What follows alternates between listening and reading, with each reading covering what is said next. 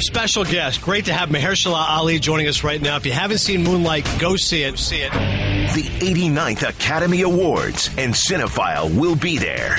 Get all the details at Cinephile, the Adnan Virk movie podcast. Available now on the ESPN app and iTunes.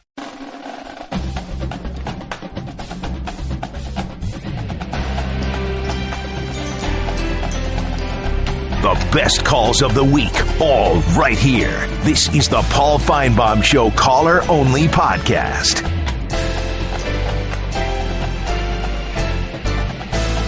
You want to get into it with Mr. Finebaum? That's not a winning proposition. It's this week's Brawl with Paul. Paul slapped you around, Jack. Mike is up next in Birmingham. Hello, Mike. Hey, Paul, how's it going? Excellent. Thank you for the call.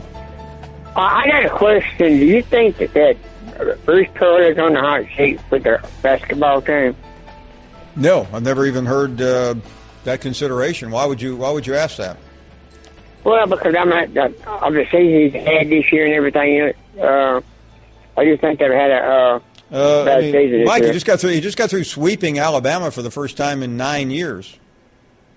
Sir? I said he just got through sweeping Alabama for the first time in 9 years. 9 years. Yeah, okay. And also, did you know that? How about the were you aware of that? No, sir, I was not. Well, then why in the world are you asking a question about the guy being on the hot seat? I mean, what is wrong with fans? I mean, Bruce Pearl's done a great job. And you got to call somebody call in and say, is he going to be on the hot seat? I mean, he just got through beating Alabama in Tuscaloosa. He beat them in Auburn. And you're asking me a question, and you didn't know that. I don't get it. I really don't. I mean, I think Bruce has done a tremendous job at Auburn. And, he's not there yet. But it takes a while when you build a program from ruins. And that's exactly what he's been doing. There's a fine line between optimism and delusion, but this caller clearly crossed that line. It's the most delusional call of the week. Hey, at least we're rational in Alabama, Jack. Let's go to Robert in Myrtle Beach, South Carolina. Hello, Robert. How you doing, Mr. Finebaum? We are doing great. I just heard you say that you thought that Mr. Saban getting rid of Neil Kiffin was an ill-fated decision. That's what I said, yes. I'm sorry I disagree with you on that one. I think I heard the sports psychologist earlier, talking about Nick Saban's judgment. I think where Alabama lost the national championship game was as me and you spoke in September, where we spoke about Jalen Hurts being the starting quarterback, where we spoke about Nick Saban deciding to go to the tempo offense, the read option.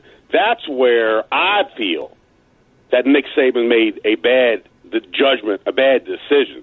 But making the decision to get rid of Lane Kiffin in the championship game, that didn't have nothing to do with it. That's damn sure not why they lost that football game. Jalen Hurts and their inability to move the football is the reason they lost that football game. And I know John over there is listening to me, and I know John doesn't seem to like when I bring this subject up. But Jalen Hurts is not a good quarterback, Mr. Finebaum, and that's just all there is to it. To sit there and say that Lane Kiffin's the reason they lost the football game, that's just nonsense. I'll offer one more comment on that, and John's welcome to join in as well. Well, I would appreciate it, because last time John made... John, are you around?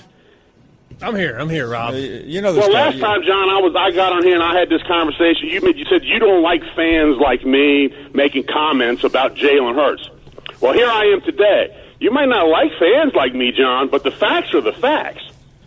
What facts are you leaning on here? That Jalen Hurts is championship game? Not a quarterback. You got mad at me because I said that. Now, you can go back to your tape in September where I called Mr. Finebaum, and you can pull that out, and I told you that. And you got all over me because I said Jalen Hurts was worthless as a quarterback. I'll sit here today. You can mark Rob, I'll get all over you again. Worthless. Worthless as a quarterback is one way to put it. My statement. An average quarterback is another way to put it. Look, listen, John, deal with this. Today is what? February 13th. February 13th, 2017.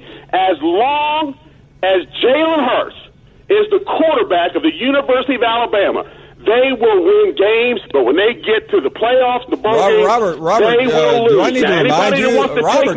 Hold on a second here. Let's rock on. They won the Southeastern Conference. They were undefeated in the regular season. They won a semifinal game. I mean, you act like they lost 8 games. And he was a freshman.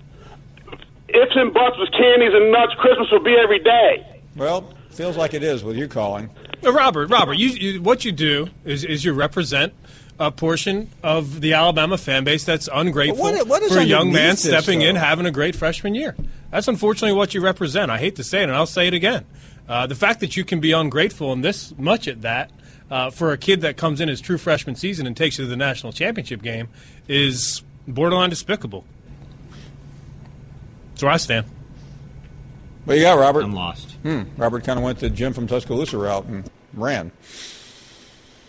It's become a big topic of conversation, though, John. It really is. And I'm not sure I completely understand what is underneath it, but Jalen Hurts is maybe the most underappreciated SEC championship winning quarterback I have ever seen. Tuesday was Valentine's Day, and love was in the air on the Paul Finebaum Show. When he touches me and he kisses me, my whole body just shivers and melts. Oh, my gosh, there's no words to describe how I feel, Paul. How about Monty in Naples? Good place to be on a late winter day. How are you, Monty? Mr. Finebaum, what an honor. Thank you. What an honor. I did not want to speak to you live on the air about. I do have a very romantic Valentine's Day story to tell you. Oh, please. My honey and I met on what we now call the Finebaum bench at RSW, the airport. Okay, explain that to us, please.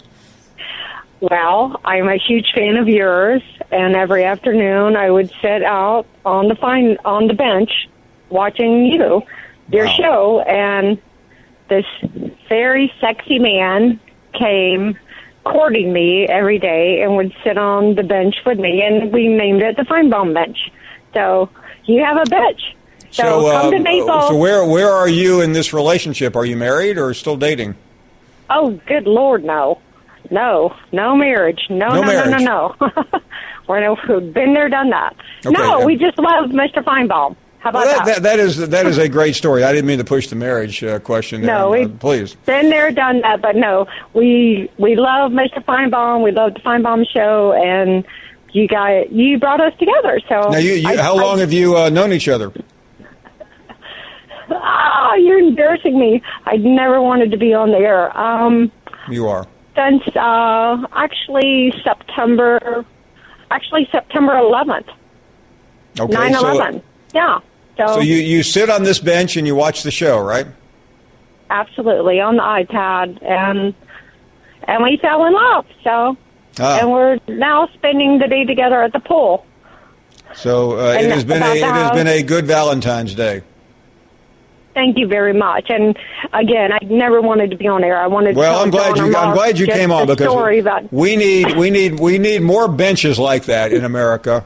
We need to make America forget being great. We need to make more benches for people to meet and fall in love watching the Finebaum show. Now, did she say they just sit on the bench?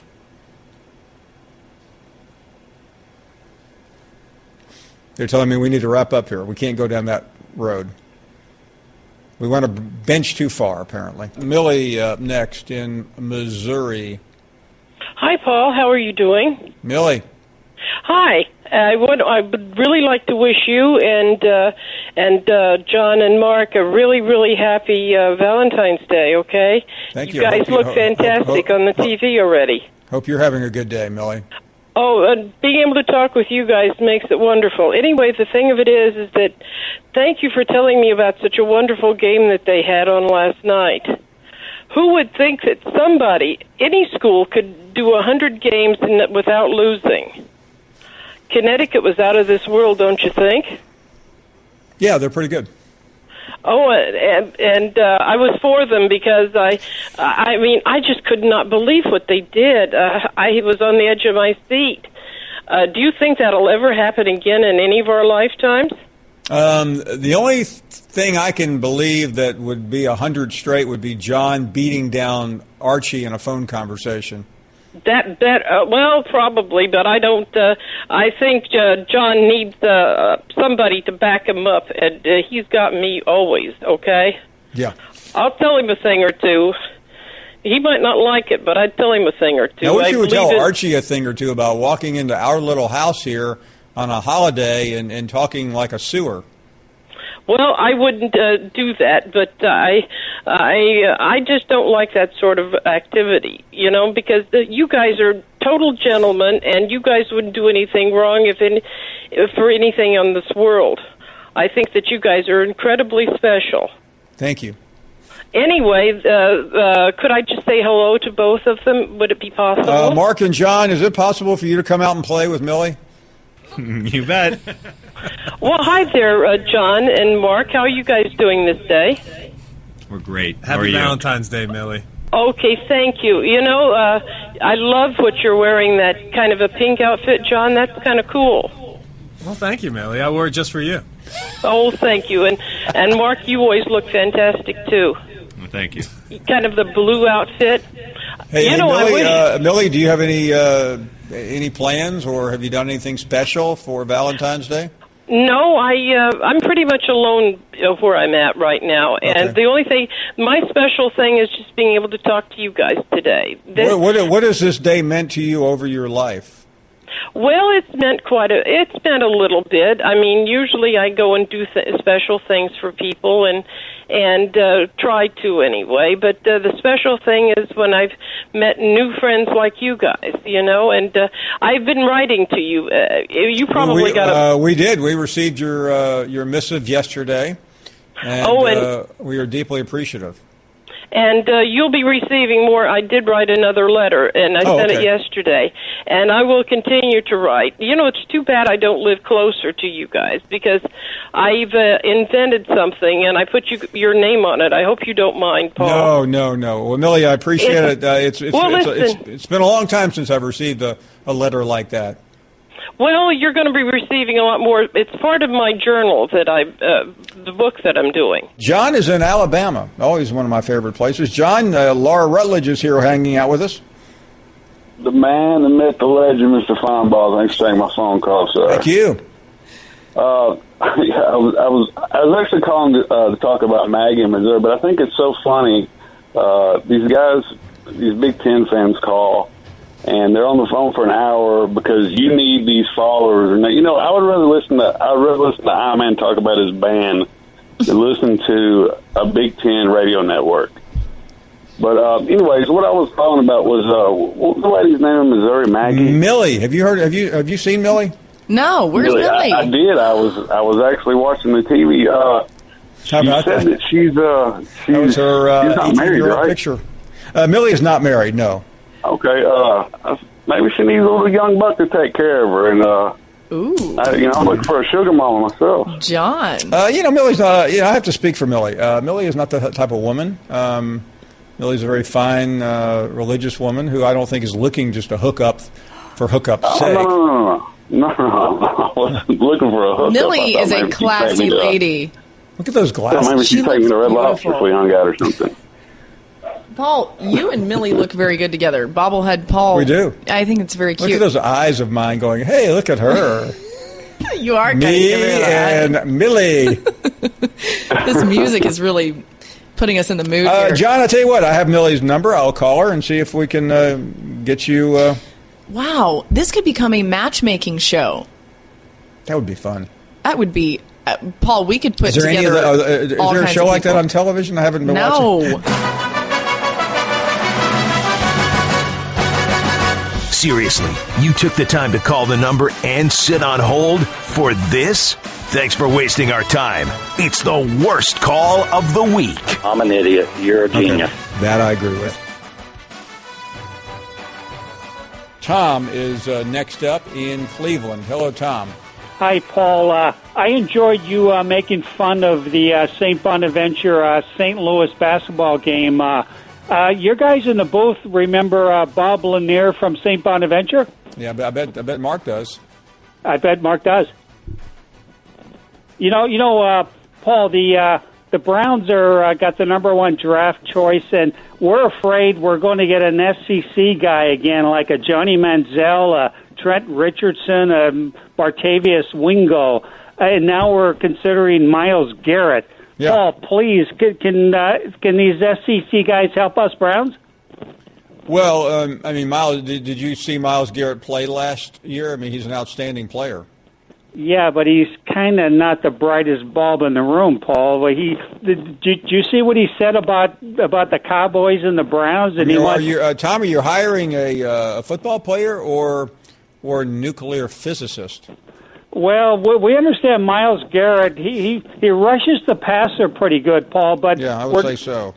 Yeah, but but how about Manziel and Richardson and Wingo, Paul? SEC country guys. And how about you're leaving out Tim Couch? You're absolutely right. Number 1 player taken. Absolutely right, Paul. Us Browns fans. And by the way, you're also leaving out every other number 1 draft choice the Browns have ever had. Well, we've had some pretty good guys like Jim Brown and. We're talking about modern. We're talking about in this century. Well, Jim Brown, I think, was this century. Hey, Paul, not really. I think Jim was like in the 60s. Paul, one of us all-time favorites, Browns fans, was an SEC kid from Ole Miss by the name of Gene Hickerson. Yeah. We love this guy, Paul. I understand, Paul. You don't remember this guy, do you? I've never heard of him. He's Hall of Famer. And when did he play, Tom?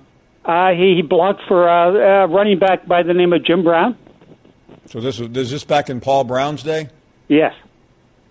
He was actually, Paul. He's in the Hall of Fame. Paul, do you know that? I didn't know that, Tom. I'm sorry to report.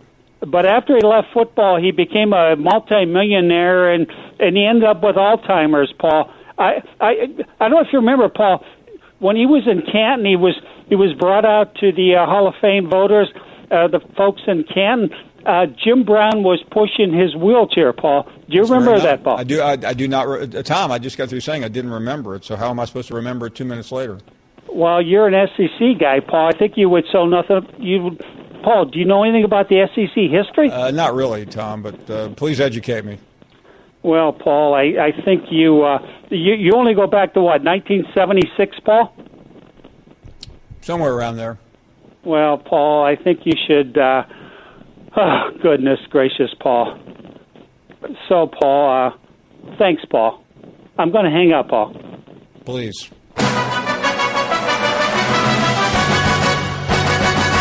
Don't underestimate the Finebaum faithful. Every now and then, they'll surprise you with how much they know. Here's the smartest call of the week. This is not the best sports radio show in America. This is the best show, period, in America. I'm telling you, Paul. Jeff is up next in Chicago. Hello, Jeff. Hey, hello. Man, what was with that caller from Memphis in the first segment? What was it? What was that guy's name? It's called too much alcohol. It's called too much alcohol. I thought he was going to start to say, Paul, there's jokers, there's smokers, there's midnight tokers, there's winners, there's losers, but that ain't no big deal. I mean, where was he going? I mean, I guess big ups to you for staying with him for so long. Hey, if you are going to go to Ann Arbor this year, you may want to warn Michigan fans because I think it took Northwestern football like a full calendar year to recover from your last trip up there. Yeah, no, I went to Northwestern 3 years ago with Game Day. They were undefeated, ranked in the country, and I think they won one more game that year. They just lost out. Then they had the debacle with trying to create the union. I mean, yeah. It was one thing after another before they could finally recover. But they hey, look, they eventually managed to. But and look, before I make this counterpoint, I'm sort of with you. I mean, this is one of the funniest things going in sports right now. You have a coach who loves the spotlight, loves the attention, and a premier national program who has back-to-back third-place championships in his own division so far. And, I mean, it doesn't, in Penn State's getting better. I mean, they beat Penn State really good this year, but let's face it, they also had, their first 6 games were at home. I mean, there's nothing that's not funny about this until he, wins the Big Ten one thing I will say, goes to the Final Four. I think you can imagine how big that Michigan-Florida game is going to be. Oh, that is going to be a big game. And look, I think Florida's got a great chance to win that game.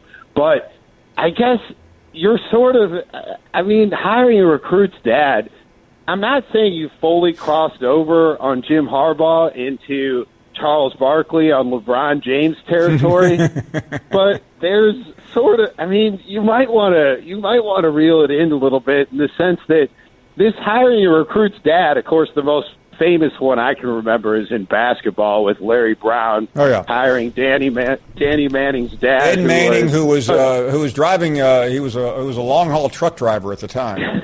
Yes. Not that there's anything wrong with being a long haul truck driver, but usually you don't get hired to be on the Kansas basketball staff while you're crossing through Kentucky, hauling Dunkin' Donuts. Yes, no, not typically. Of course not. And, I guess I'm just saying I want this to continue to be funny. And the more they lose, the funnier this is for me and the funnier it is listening to you. But I guess I'm just trying to say, with regards to this issue, I don't know. Who cares? Jeff, I can tell you that I really don't go out of my way looking to talk about Harbaugh. Yesterday I was asked by Outside the Lines. It's usually not my doing. I don't just tweet at 3 a.m. in the morning about things that Jim Harbaugh does. In fact, I really did. No one ever gave me credit for this, but I thought it was a great idea to go to Rome. But I'm not quoted on the positive things I say about Harbaugh. It's only when I call him out for doing something unethical, which he's done in this coach. And John Bacon, to say this guy has a great reputation as a coach, he may be overqualified. Well, why did it take him until now to be hired by Harbaugh? Harbaugh's had 3 years of opportunities to hire coaches up there. Yeah, no, look, I hear you. You're absolutely right. And again, I'm with you. I hope they finish in third place again so that we can see more of the phony T-shirts of back-to-back third-place championships. They are going to lose at Penn State this year. You can tell. That's one of the all-time revenge games. Yes, they are going to lose at Penn State. They may or may not lose to Ohio State at home, but they are not going to the college football playoff this year. They may not be going the year after that. Who knows? And that's why this thing's awesome. I guess I'm just saying, with this particular coach, to me, with this particular action. Look, man, I love you. And I know you don't need it. No, listen, I know what you're saying, and I will try to wean myself off the Jim Harbaugh drug. Look, I'll try too. It's hard. It's as long as they keep finishing in third. Here's the deal, Jeff, and I'll close. As long as you have insecure, paranoid, delusional fans like Harbaugh does with most Michigan fans, then you are going to have conversations like this one. Only your best phone calls. This is the Paul Finebaum Show caller-only podcast. You're not worth a flip. Archie is up next. What's up, big guy? Hey there. First off, you tell John that, he can come out from wherever he's hiding at. I can't get through the phone or anything. I'm not going to be able to jump through the phone. Let me see if I can find John to talk to you. It's not the Matrix. Mark, has anybody seen John Hayes? I've been in the same place for a couple weeks now, Archie. Haven't gone anywhere. That's nice. You mean the last time you hung up on me and then refused to pick the phone up? that's cool. We'll talk about that later. Like, because I don't want to make you feel uncomfortable. So I did want you to know that I was calling in to formally apologize to you for challenging you to a boxing match. Because, look, man, hey, I didn't know. Like, if I had known that you were a gutless coward, like, I never would have challenged you. I didn't mean to make you feel uncomfortable. Because nobody wants to beat up on a coward and a weakling. And, I was under the wrong impression because of all the tough talk that you had participated in on television, that possibly you might, man up. But, I was wrong, and I apologize. Archie, here's the problem, and it's been the issue from the start, is that, I work for ESPN. You're just some random guy in Ocean Springs, special. Mississippi. That is the problem. Because let me tell you something. You're not special. It's not that I think cares. I'm special, Archie. I'm just, the way this is set up doesn't allow for me to beat you down like I want to. So ESPN doesn't want to raise charity for people, raise money for people who need it? Archie, first of all, let me speak for John, if I could, for just a second. Then I'm going to turn you back to him. I think, did you hear what he just got through saying, Archie? Yeah. He said he works for ESPN. He works for ESPN. He is an employee, and you are a random caller. Yes, I am a random caller. So why would he engage with you when you have never said anything worth listening to in the history of this show? Well, here's the thing. Because apparently, according to all his tough talk on TV, he doesn't like me very much. And ESPN Archie, interrupt. Random dudes for Archie, for may I 3 interrupt rounds, for like one I moment? said. Archie, Yeah. and John, stop me if I'm incorrect here, okay? It's not that John doesn't like you. Archie, nobody likes you. That's correct. Hey, trust me. I can tell you, my boy CJ and Tupelo says, you just get in line. If you think that people not liking me is some type of new occurrence to me, hey, yeah, I can see there's some guy nice, because that was my idea. Because you should have known that Archie, he didn't come up with it. let me add one more thing to you here, okay? Sure, add some stuff. I love it when you You're add a stuff. caller from whereversville, Mississippi, okay? Yes. We are That a is program. We have a lot of people that call in here, a lot of people that listen. If you would stop talking, I'll explain it to you real quick, okay? Okay, please. Because you think you're special, John thinks you're special, other people think you're special. Guess who doesn't think special? To me, look, dude, you got a TV show. I've got the most important thing a man can have, and that is a son, right? And my job, the most important job I'm ever going to have, is being his dad and being a parent. That's great. By the way, Archie, Archie, I'm very proud of you. Hold on one second, Archie. Archie, enough with nobody cares. Archie, enough with the Father's Day speech. You challenged John, because he works for ESPN, didn't want to engage. But we have a guy here from Kentucky, Mike. Mike, you have something to say to Archie? Yeah, boy, you better wake up and smell the diapers, boy. I'll fight you if you just want to fight somebody. I'm formally trained in cranial lumpus. You want some? Here's the problem. Mike, the second you offered to take John's place, Archie tucked and ran. So, you know what? Can I talk about what I want to talk about then? Yeah. Well, that was easy, I guess. But, I'll tell you what, Paul, I'm just going to pass. I'll just save all my ranting for the season. It's a little early in the year. Y'all have a nice day. It's Valentine's Day. Listen, we're trying to encourage and promote the idea of love here. And Archie comes in wanting to fight John, running from a fight with Mike, and talking about the importance of being a dad. Only on this show. Want to make the Caller Only podcast? Bring your A game Monday through Friday from 3 to 7 Eastern Time on the SEC Network and ESPN Radio. 855-242-PAUL. 855-255-2728. Whatever the number is, I just forgot it.